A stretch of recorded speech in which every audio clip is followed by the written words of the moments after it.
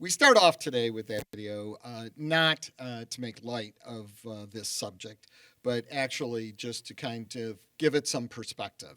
That song, recorded by Motley Crue, goes back to the '80s, and before that, Brownsville Station recorded the original song back in '74. So the whole topic of addressing our youth and the abuse of nicotine and smoke related products goes back a long way, and there's some perspective there.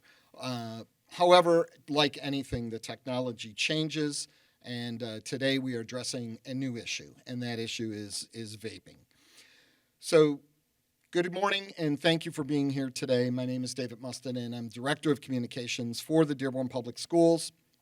I want to thank Dearborn High Principal Zaina Jabril for hosting us here today. We are here at Dearborn High because Dearborn High has piloted some new vape detectors back in the spring, and now we are expanding that program to two other high schools in our district, Etzel Ford and Fortson. Just a brief rundown of how this is going to work today. I will be your moderator. We'll hear from several different guests and experts who will provide us with a little bit of insight about the vape detectors that we have here at Dearborn High and that we'll be adding to the other schools. We will then hear from our assistant principal here at Dearborn High, Mr. Baydoun, who will provide us with a little bit of hands-on experience, a little bit of boots on the ground, and how the vape detectors have gone so far here at Dearborn High. And then I think the more important message that we want to share today is the message about prevention and what our efforts have been going on, not just recently, but over the last several years to really address the issue of vaping and to help those students and help those in our community who may have already become addicted to vaping and how we can help to get them to stop. Once we hear from those experts, we'll have a little bit of time for some question and answers, and then after that, we will then proceed down to one of the restrooms here at Dearborn High, where we will do a demonstration of our vape detectors so we can show how they work. Now, we actually won't be vaping in the bathrooms. That is against the rules here in our schools, but our friends from SecureTech, who is our partnered company that has been helping us with these devices.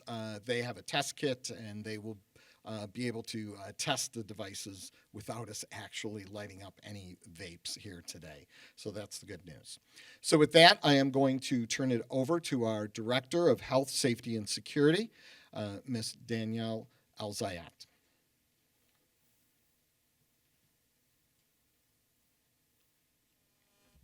Thank you, David. Good morning. In the summer of 2024, Dearborn Public Schools decided to pilot a program at Dearborn High School for vape detectors. It was identified that students vaping in schools was becoming a recurring problem, and we wanted to try to combat that. And we thought a pilot program in the high school for a vape detector in bathrooms, because bathrooms were identified as the most common area where students were vaping. So we installed, with the help of SecureTech, our Halo vape detector. In Dearborn High, we installed 14 of those. Currently, this week, after looking at data and deciding that the vape detectors were actually working as a good deterrent for students, we decided that we wanted to expand this effort into our other high schools. So currently, this week, vape detectors will be installed in the restrooms at Fortson High School and at Etzel Ford High School. There will be 16 installed at Etzel Ford High School and 22 of those at Fortson High School in the bathrooms. The approximate cost for a vape detector is roughly $2,095. That gets you the device, and we also have implemented with this software, which is called the Halo Cloud. The Halo Cloud allows the device to talk to our administrators here at the building via a Halo Cloud app. The app actually alerts our administration or whoever you decide to have set up on it that somebody is vaping in the bathroom. Each one of those bathrooms is labeled, so they get an alert, and we'll see this in the demonstration. They get an alert, and then that notifies them that somebody is vaping in whatever bathroom that is identified. So the Halo application, along with push notifications and the administration with our team, are able to identify who is vaping in the bathrooms. They do also detect cigarettes. They have the ability to detect THC. They also have the ability to detect various things that are not vape, which could be shot detection, which could be air quality. There are a few other examples, motion detection, and they do have a tampering detection, which actually helps us because it was researched that students would identify vape detectors and then try to tamper with them. So this actually has a tamper feature, which assists us in knowing if anybody's trying to tamper with the actual vape detector. So that's information on the vape detectors, and I believe we'll take questions later. Thank you. And now I'd like to introduce Mr. Beydoun, who's assistant principal here at Dearborn High, give a little bit of perspective on how these vape detectors have been working in the school. Thank you, Mr. Mustin. Really, from a practical standpoint, the application of the vape detectors has been pretty seamless in our building, and a lot of credit for that has to go to SecureTech and our partnership with them.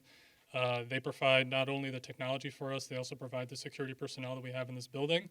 And really, that relationship between the security personnel, the technology that we have, and also the staff that we have here at Dearborn High, all that combined has led to the vape detectors being a very big success for our building.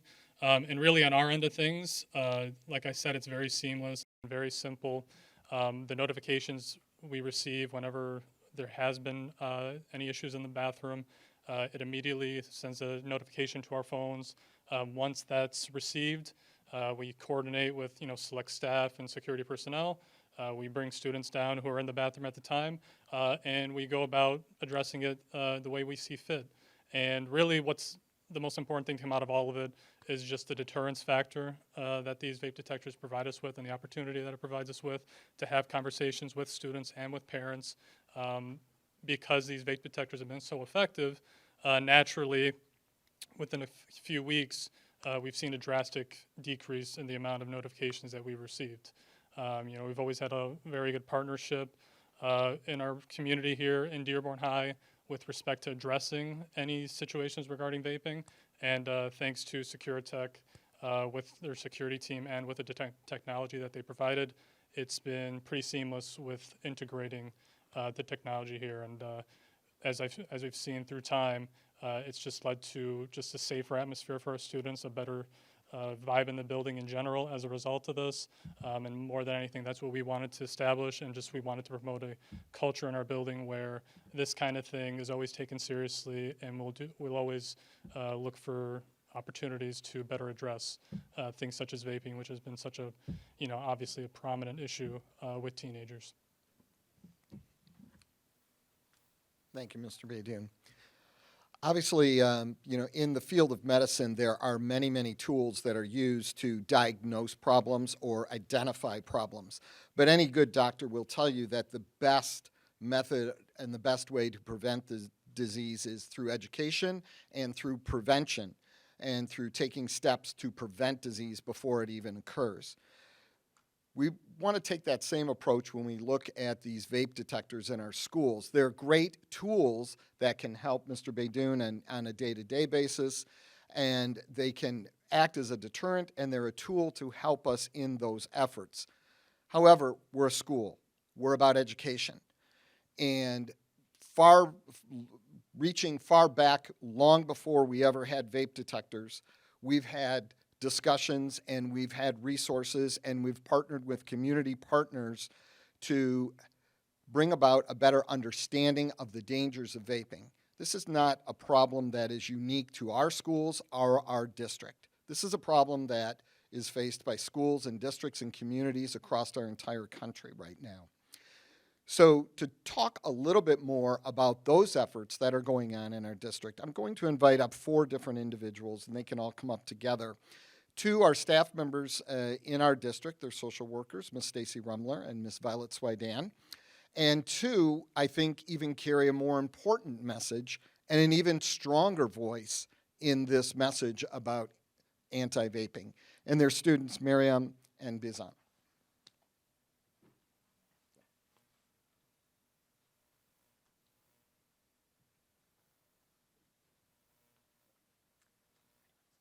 Yeah, I think we should have the students first speak first about what they think of the program and how that's affected their day-to-day activities in the school, and if they've seen a difference in it.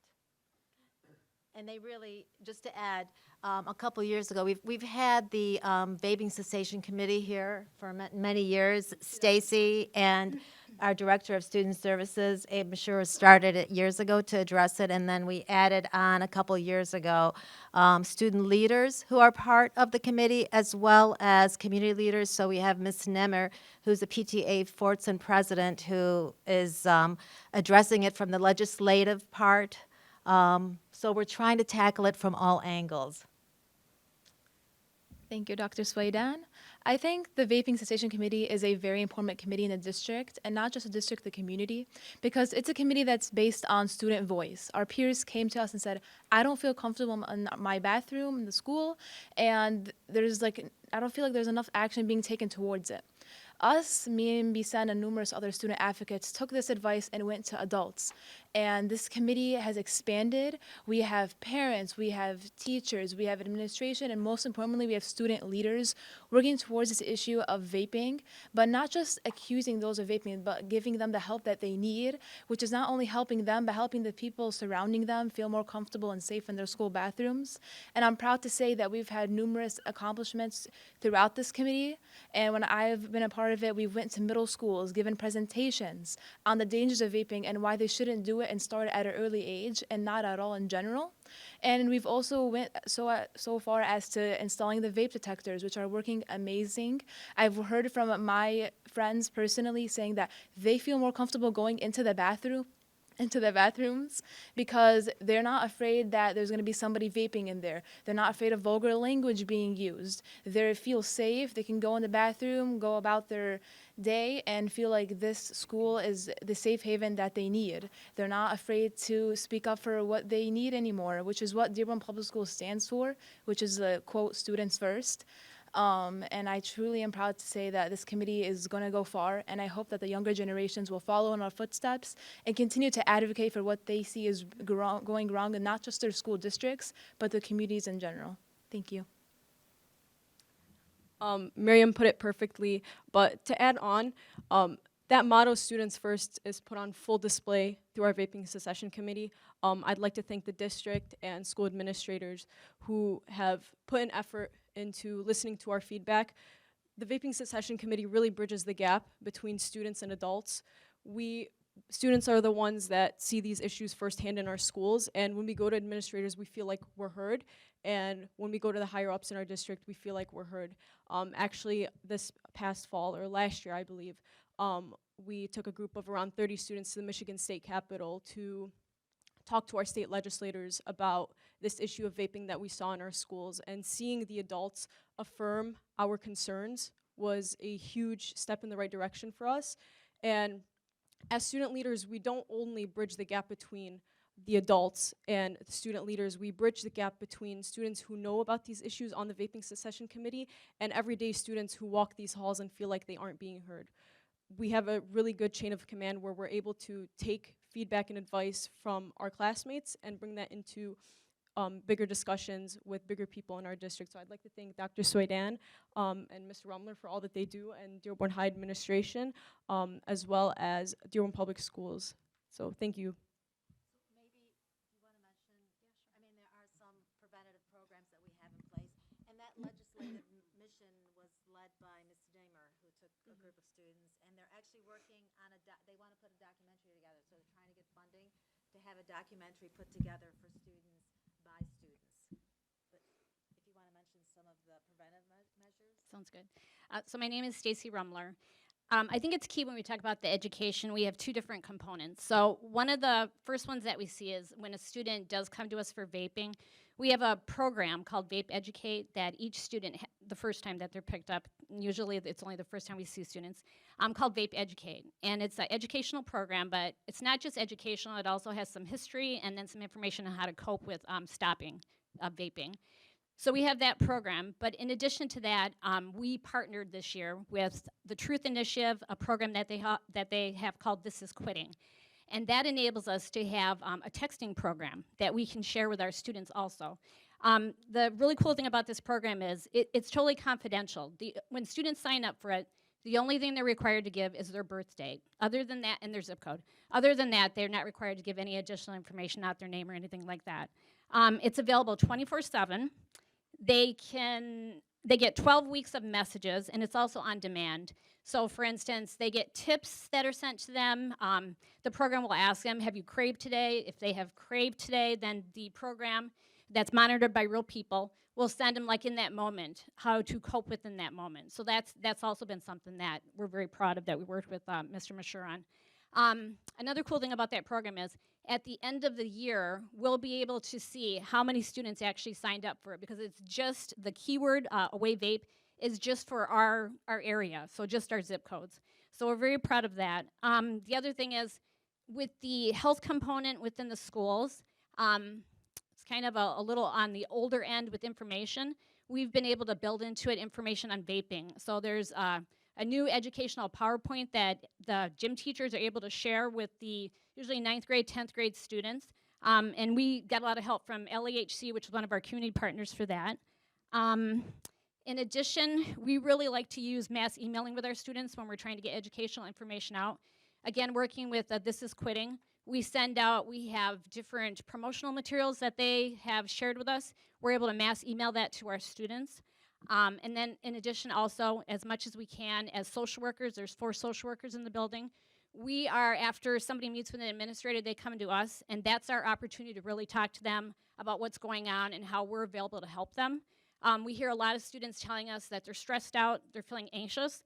So one thing that personally I'm thankful for is we've pulled back on when somebody gets picked up for a vape, with it being punitive and receiving, suspension or lots of suspension. We've pulled back on that, and we've come to the realization that we have kids that are struggling and actually need some mental health support from the people that are in the building that can help. What am I forgetting? No, I think you got it. And then we Okay, also, for this is putting the parent component. So even if a student is not ready to, a parent can access it. Yeah, so in addition to that program that we're partnered with, there's a parent component, and there's a program that the parent can also sign up for. In addition to really similar to that texting program, where the parent can also get information on demand to help them to talk to their children and help their children try to quit also. One thing, we work real closely with 2 organizations in our community, Access and LAHC.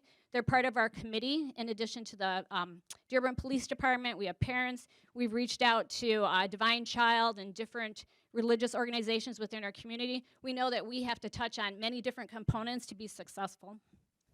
Yeah, and in terms of other organizations, I know the superintendent has now a set meeting with all the different religious organizations in our district, and they have shared the information on vaping and the things that they may be able to do with within their own congregation to educate parents and help students. Thank you very much, ladies. Appreciate that. So as we can see, again, not just a school or district or one district effort. This is a community effort, a lot of community partners, and so we can see that this is much bigger than just one thing. But we have this new tool as well as part of it. At this point in time, I know we have a couple reporters here, so I'll open it up if you have any specific questions. And yes, please.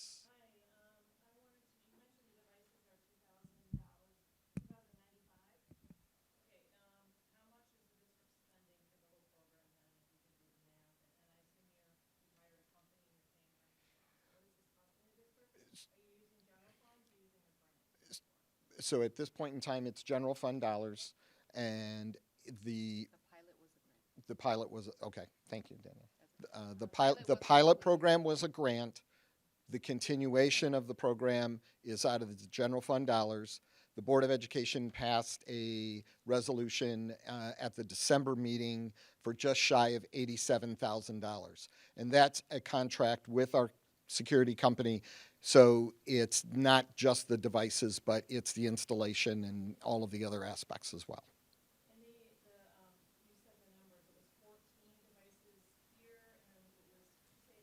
16 devices at Etzel Ford.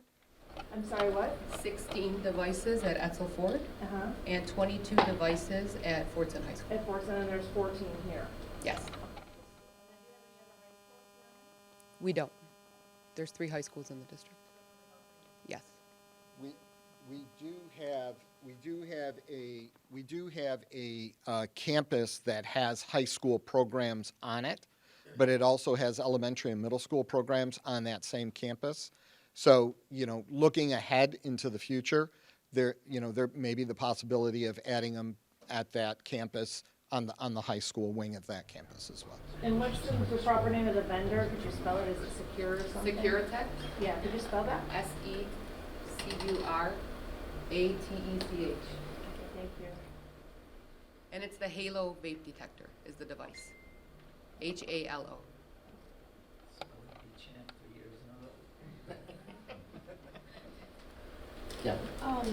So the devices at Fortson and Etzel, are those getting installed like right now? Yes, as we speak, they're working on Etzel Ford High School, and then they'll move over to Fordson High School. And those will be in effect starting Monday morning or tomorrow, or? As soon as they are up and running, they will be online. I don't see it taking more than a week Okay, to get those installed. okay. Yeah. Yeah. So during the pilot, can you talk a little bit about how many notifications educators or teachers received, whoever received them on a given day or week? Can you give us some feedback on what you guys saw? I'd like to know what your policy is on a first-time offense, and second, and when do police get involved? But first, about the notification. So as far as the notifications go, I don't have the exact numbers in front of me, but I can pretty confidently say, from the beginning of the pilot program up until this point, I would say probably at least is 80% reduction in daily notifications, because you have to think, the first week or two of the program, nobody was aware that there was vape detectors in the bathrooms. They thought maybe that was like a fire detection system or something. But so at the beginning, the kids found out very quickly that, this is not just staff that are walking into the bathrooms and sweeping it. This is also, there's a technology device that's detecting things, and there was a lot of notifications as a result of that. So we've seen a drastic decrease since it was first piloted till now. And then as far as our protocol for when students are caught with it, so for a first-time offender, as Ms. Rumler mentioned, we've tried to reduce the amount of days that a student is removed from the school environment. If they're caught with and in possession of one, typically it's a 3-day suspension. However, if they do the vape education course, that could be reduced to 1 day moving forward. So with that in mind, we've always tried to be a little bit more restorative when it comes to these kinds of things, because as the students and Ms. Rumler mentioned, when students are caught, it's not necessarily always just about a student doing something that's wrong, but also a student who may be struggling. So if they do get caught repeatedly, so if there is a second offense, it is, I believe, a 5-day suspension that gets reduced to 3 if they, again, do an education course along with it. And in that time period, whether it's the first time or second time, there is a Dearborn Police Department component where they are issued a citation. But really, that's our usual process with regards to first-time, second-time offenders. And in my 2 years here, I've never had anybody reach the third time. So. Can you tell me how many it started with, so I know how much 80% reduced means? So I would say that at the beginning, on a typical day for notifications, I would have received on my phone roughly 50 notifications, and the notifications doesn't mean there's like 50 different instances. It just means that whatever might be in the bathroom, the detectors are going to constantly send the signal when it detects anything. So I would typically get maybe 50 at the beginning, and now we're talking, 10, if that, on some days. Yeah. The students at Fortson and Etzel Ford, are they aware that these are being installed? I know you said that the students here weren't really aware about the pilot program. Yeah, actually, I believe our communications team in the district, I think there was some sort of press release last week where it was made clear that they were going to be expanding this to the other high schools last week. So yeah, local news kind of helped to amplify that, and I'm sure the word's been spread now, especially with the students at Dearborn High. They're probably giving them the rundown of what exactly they could be expecting in the future at Etzel and Fortson. Because they weren't put to catch kids. They were put mainly also as a deterrent, too. Right. And that they're really doing their job. Yeah, just to piggyback off that, I mean, obviously when we round kids up, it's not that every single student in there was doing something wrong at the time. Regardless, though, we did always make sure we called home with anybody who was brought down to us at the office at that time. And that alone, that aspect of, informing parents that, hey, listen, your son or daughter wasn't doing anything wrong. However, they were spoken to for something that may have been going on in the bathroom at that time. Just maybe having that conversation with your son or daughter about, vaping and avoiding situations where they could get caught up in it. We always wanted to make sure we spoke to parents every single time we spoke to students, regardless of whether or not their student was the one who was vaping in the bathroom at the time, just being around it in general. So the students are aware of it. Yesterday at a meeting with, so I worked with the student leaders that are ambassadors with the superintendent. At yesterday's meeting, a student from Fortson brought up the concerns that he's hearing from his peers. Like, is this happening? What's the process? Do they go down to the office? Do they check your backpack? Do that blah, blah, blah, blah, blah. So the message is out and they're aware of it. Yes, ma'am. So what is the process when the vape detector goes off? Do you send a staffer to the bathroom? Does the student get searched? Can you discuss what you investigate? Yeah, so we receive a notification almost instantaneously. So whenever that does happen, the staff that do receive the notifications then coordinate with our security team and any other staff members that are available in the hallways to bring students down to us in the main office. And then we do conduct a search of their belongings and see if there is anything on them. Regardless if they had anything on them or not, we still obviously make sure we communicate with the families that we spoke to your son or daughter for this reason. And then, if they are caught, that's when we go through the protocol that I had explained earlier. And yeah, so was there any clarification on that? You get a notification, I've had do some fun all mornings. 10 kids come down, or do you make a determination there and bring only the kids that you suspect, I guess? Yeah, so we don't take any chances really. Well, 10 kids are in there, then I guess I'm going to spend the next few minutes with all 10 of you. So I've had some fun days where I've had to talk to more than a few parents about having to talk to their son or daughter for search reasons. Yeah. And in instances when they get to the restroom and nobody's there, that's where we use our cameras in the schools to identify students that went into the bathroom at the same time that the alert goes off. Mm-hmm. And then in the future, we're going to be able to integrate the Halo detector with the camera system, so it'll automatically capture that footage and send it to administration. So we a just haven't hallway implemented camera? that yet. Sorry, just one more question. I know the students mentioned like the goal is to make sure that students feel safe just going to the bathroom like normal people should be able to do, but if I'm just going to the bathroom and then somebody else is vaping and then all of a sudden my parents get a call and they're suspicious of me, I don't want to go to the bathroom anymore. So how do you work around that, or is there just no workaround? I mean, what I would say, because we've had some conversations like that with families, I think it's really just important to establish with them, what the reason was in the first place, why they were there. It's better safe than sorry sometimes, and it's also just it's a conversation that families should always continue to have at this stage. I mean, even though, like you said, that student had a very justifiable reason for being in there, and because of the fact that they were brought down, now they may be feeling a little skittish going forward. We work really hard in the main office to make sure that when we do speak to kids, that this process that we're going through, it's not necessarily a punitive measure necessarily. We want everyone, whether it's students or parents, to understand that this is an education piece, and just trying to be as careful as possible when it comes to using our facilities. So the feedback that we had gotten from student leaders the past few years is that a lot of them say we don't go to the bathroom because there is smoking and there's lots of things happening, including this catches loud noises, and they didn't feel safe going to the bathroom to begin with. Mm-hmm. And what we're hearing is that there are now students saying, yes, I can go to the bathroom, I can feel okay, and that has addressed that issue. So yes, calling the parent and then helping the student through that can be really troubling. And I think the staff here at Dearborn High has done an amazing job because they're very restorative in how they deal with, if the student is vaping or not, they're very restorative in how they deal with the students.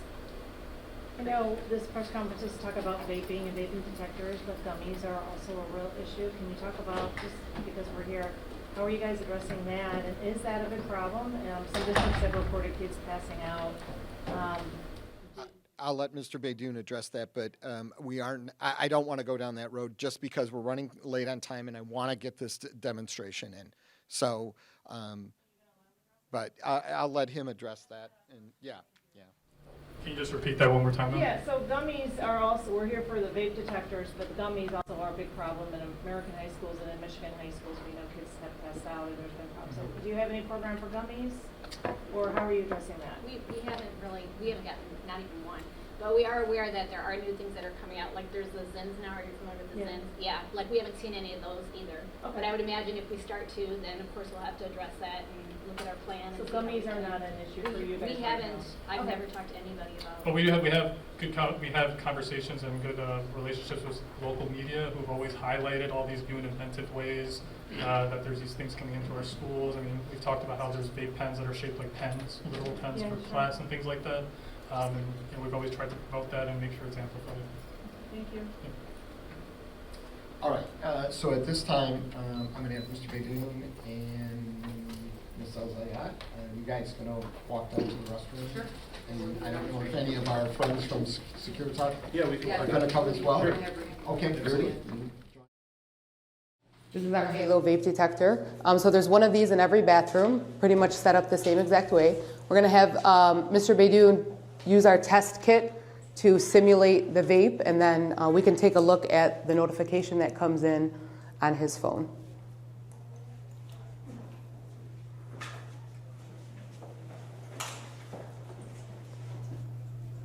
Now we're moving this closer to the vape detector so you guys don't have to wait for the vape to get all the way to the detector.